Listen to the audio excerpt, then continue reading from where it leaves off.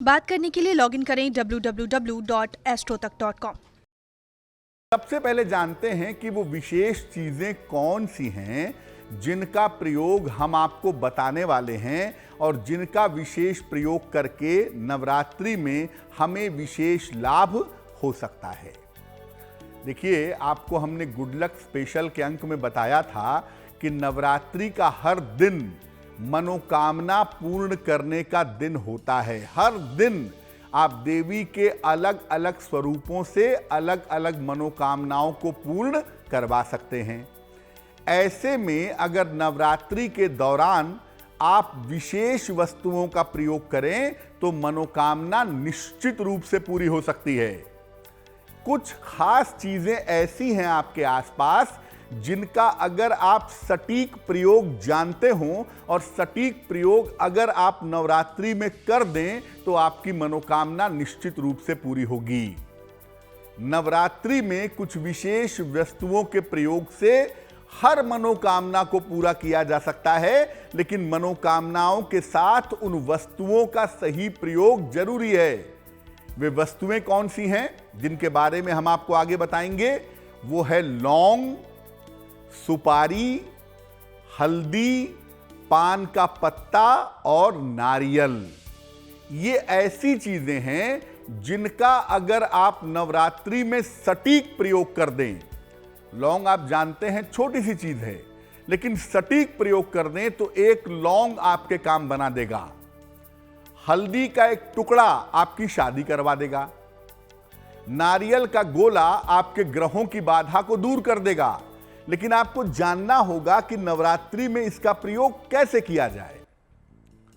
सबसे पहले जानते हैं कि लौंग की महिमा क्या है और लौंग का नवरात्रि में हम चमत्कारी प्रयोग कैसे करें। लौंग लगभग हर घर में आपको मिल जाएगा। लौंग एक तांत्रिक मसाला है, बहुत अच्छा मसाला तो है ही।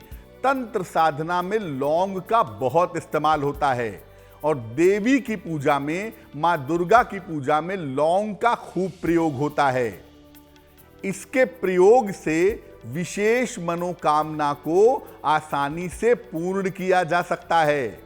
आपकी बड़ी से बड़ी मनोकामना हो, आपकी बड़ी से बड़ी मुराद हो, आपकी इच्छा हो, कोई बहुत बड़ी आपकी अभिलाषा हो, आप उसको पूरा करना चाहते हो तो लौंग का प्रयोग नवरात्रि में करके आप अपनी बड़ी से बड़ी मनोकामना को पूरा कर सकते हैं। कैसे करेंगे? प्रयोग क्या होगा? अपनी उम्र के बराबर लौंग ले लीजिए। मान लिया आपकी उम्र 32 साल है तो 32 लौंग ले लीजिए, लेकिन लौंग टूटी हुई नहीं होनी चाहिए। सारी लौंग साबुत होगी, टूटी हुई नहीं होगी। इसके बाद एक एक लौंग को काले धागे में बांध करके माला बना लीजिए और जब माला बन जाए तो नवरात्रि में किसी भी दिन स्नान करके देवी की जब आप पूजा करते हैं तो देवी के गले में पहना दें। अगर आप महिला हैं तो देवी के गले में पहना दें और अगर आप पुरुष हैं तो देवी के चरणों में रख दें। इसके बाद अपनी मनोकामना पूरी होने की प्रार्थना करें।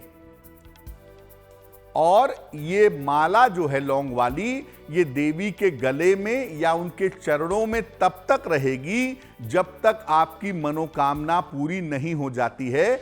आम तौर पर यह उपाय करने के 3 महीने के अंदर मनोकामना पूरी हो जाती है। अगर रीजनेबल सही मनोकामना होती है तो 3 महीने के अंदर जब आपकी मनोकामना पूरी हो जाए तो इस माला को ले जाकर बहते हुए जल में प्रवाहित कर दें।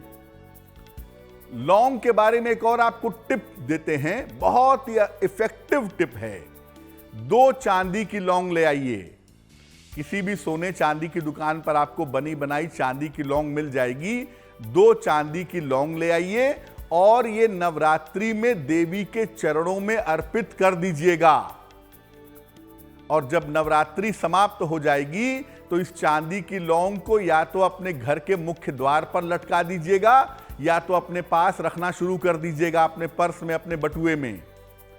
तंत्र मंत्र की जो भी कोई बाधा आपके ऊपर है या आपके घर के ऊपर है, वो बाधा कट जाएगी। चांदी का लौंग इतना ज्यादा प्रभावशाली काम करेगा, लेकिन काम तभी करेगा जब इसको समर्पित करेंगे नवरात्रि के दौरान।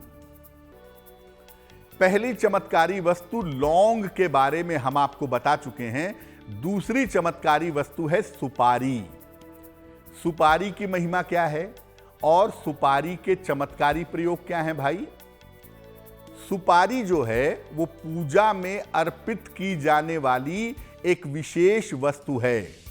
लगभग हर तरह की पूजा में आप देखेंगे सुपारी का इस्तेमाल होता है। उसको गणेश जी का स्वरूप बना करके उसकी पूजा की जाती है। हर पूजा में सुपारी का इस्तेमाल किया जाता है। सुपारी वैसे तो सामान्य सी चीज है, लोग पान खाने में सुपारी का इस्तेमाल करते हैं, लेकिन मैं आपको बता दूं कि सुपारी का विशेष प्रयोग अगर आप नवरात्रि में करें तो आपकी शादी जल्दी हो सकती है, आपको विवाह का वरदान मिल सकता है। कितने भी समय से शादी लटकी हुई हो, आपकी शादी फटाफट हो सकती है। लेकिन यह प्रयोग सुपारी वाला करना होगा नवरात्रि में। कैसे करेंगे? एक संपूर्ण सुपारी ले लीजिए, पूरी सुपारी होगी, टूटी हुई नहीं होगी, और ये जितनी बड़ी सुपारी हो उतना ही ज्यादा अच्छा होगा। सुपारी ले लें, उसे जल से धो करके शुद्ध कर लें। इसमें चारों तरफ सिंदूर लगा लें, नारंगी वाला, रोली नहीं, जो नारंगी वाला सिंदूर होता है वो चारों तरफ सुपारी की तरफ लगा लें। इसके बाद उस सिंदूर लगी हुई सुपारी को एक छोटे से पीले कपड़े में, साफ पीला कपड़ा हो या नया पीला कपड़ा हो, उसमें रख करके मां दुर्गा को समर्पित कर दें और उनसे शीघ्र विवाह की प्रार्थना करें कि आपका विवाह जल्दी से जल्दी हो जाए।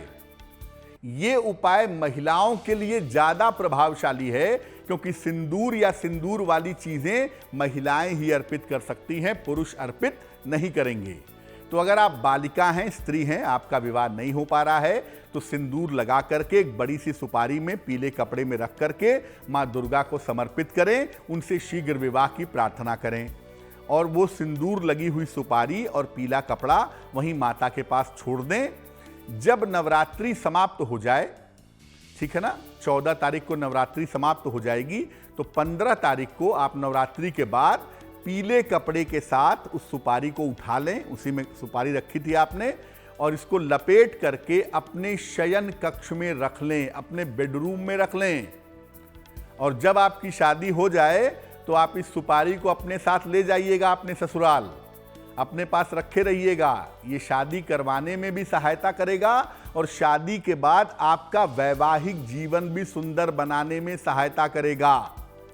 तो ये उपाय बहुत इफेक्टिव है, बहुत जबरदस्त तरीके से काम करता है, लेकिन ये काम करता है केवल नवरात्रि में। इसलिए इस नवरात्रि के अवसर को जाने मत दीजिएगा। छोटा सा बड़ा सरल सा उपाय है, लेकिन इसको करने से शादी आपकी जल्दी हो जाएगी।